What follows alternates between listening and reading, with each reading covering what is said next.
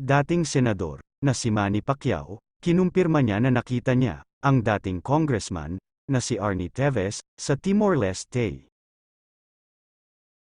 At, kinagabihan, nakita daw muli ni Manny Pacquiao, si Arnel Teves, sa hapunang inorganisa ng Timor-Leste, at boxing groups. Sabi ni Pacquiao wala daw silang pag-uusap, at hindi daw umano alam ni Pacquiao, na nasa Timor-Leste si Teves, at hindi daw siya ang kanyang pakay. Bumisita daw si Pacquiao dahil sa imbitasyon ng gobyerno nito, para sa kanilang Independence Day celebration.